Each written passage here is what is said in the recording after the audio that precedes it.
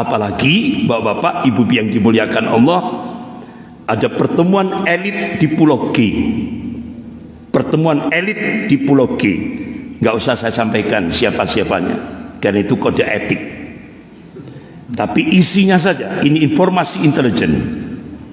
Yang pertama, opsi yang pertama, oligarki yang sudah menguasai Indonesia ini mengeluarkan opsi yang pertama, penambahan kekuasaan 3 periode.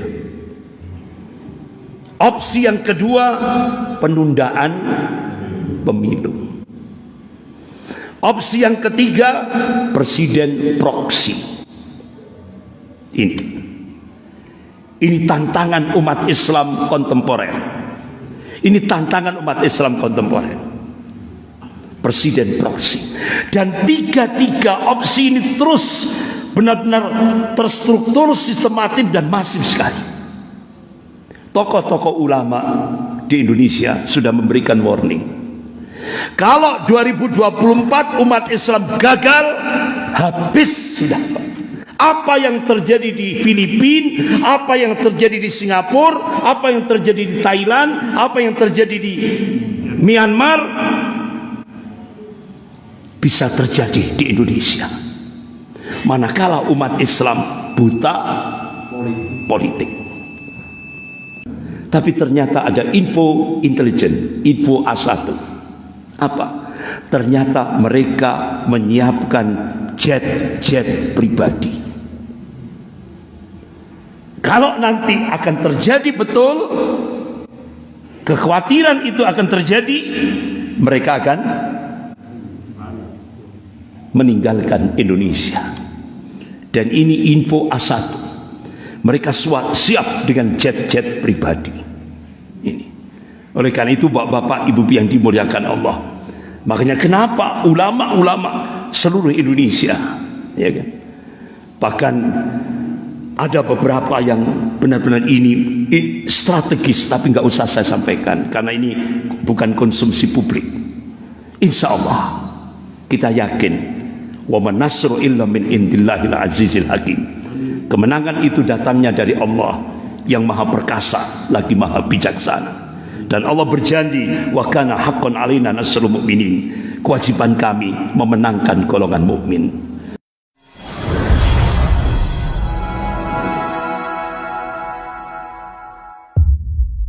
Jadi ternyata kualitas umat Islam ini benar-benar, ya Allah, miris kita.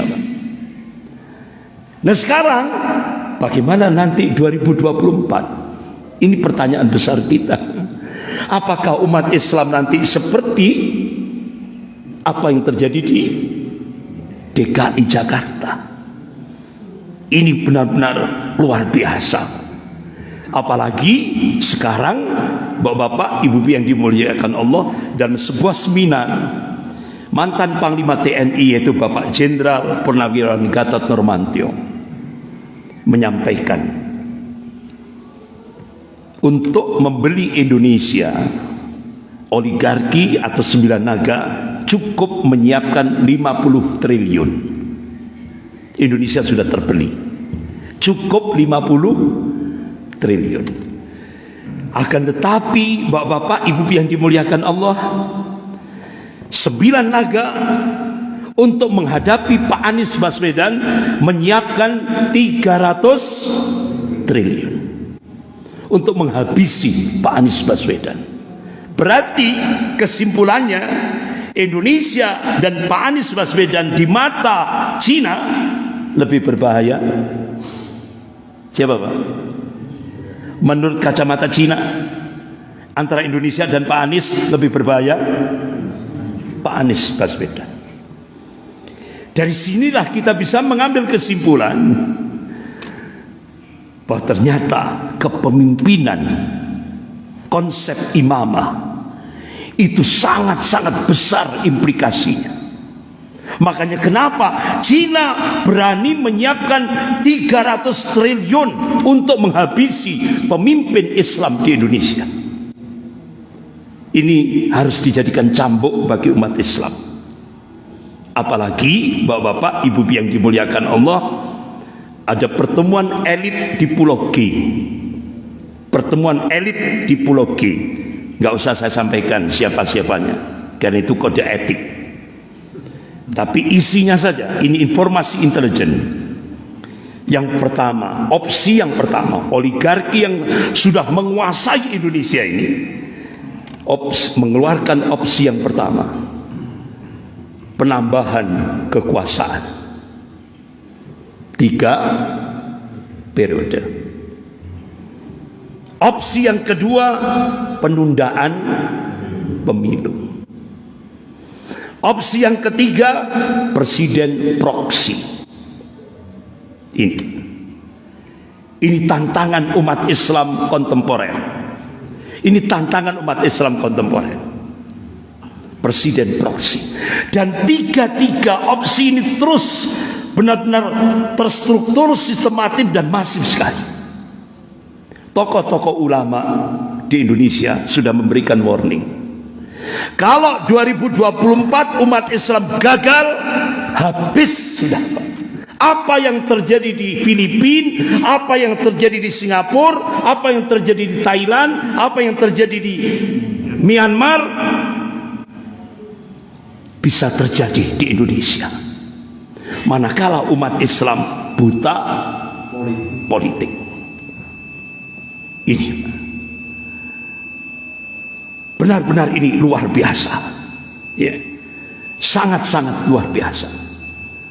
Bahkan bapak-bapak, ibu-ibu yang dimuliakan Allah, dari 3 opsi ini ternyata ini Pak, mereka kan sudah pede banget malah. Tapi ternyata ada info intelijen, info A1. Apa? Ternyata mereka menyiapkan jet pribadi. Kalau nanti akan terjadi betul, kekhawatiran itu akan terjadi, mereka akan meninggalkan Indonesia. Dan ini info A1. Mereka siap dengan jet pribadi. Ini. Oleh karena itu bapak-bapak, ibu-ibu yang dimuliakan Allah, makanya kenapa ulama-ulama seluruh Indonesia, ya kan?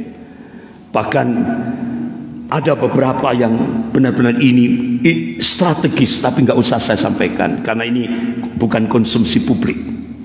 Insya Allah kita yakin, wa man nasru illa min indillahil azizil hakim. Kemenangan itu datangnya dari Allah yang maha perkasa lagi maha bijaksana.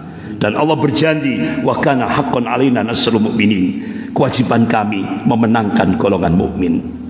Ulama-ulama seluruh dunia ketika ada istimewa, semuanya berdoa, ya Allah, jadikan umat Islam Indonesia menjadi pemantik awal Sofatul Islamiyah, kebangkitan Islam global. Bahkan ulama-ulama di kawasan ASEAN, ulama-ulama Malaysia, Brunei Darussalam, dan ulama-ulama di kawasan ASEAN ini semua meyakini, insya Allah 2024 Allah akan bangkitkan umat Islam di Indonesia.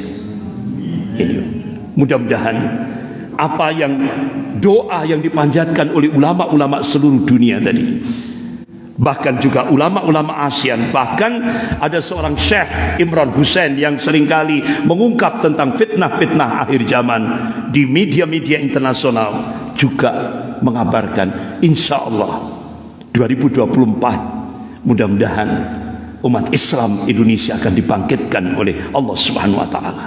Amin ya rabbal alamin. Insya Allah ini berseri Pak, berseri. Jadi pengungkapan tentang fitnah-fitnah akhir zaman dan bagaimana solusinya, insya Allah kita sambung. Masih ada dua kali pertemuan yang insya Allah akan saya sampaikan dari ini berseri ini, sampai nanti puncaknya apa solusi yang diberikan oleh Allah dan Rasulnya menurut Al-Quran dan As-Sunnah. Sekian kita akhiri dengan doa kafarat majelis. Subhanakallahumma wa bihamdika asyhadu an la ilaha illa anta astaghfiruka wa atubu ilaik. Wabillahi taufiq wal hidayah. Wassalamualaikum warahmatullahi wabarakatuh.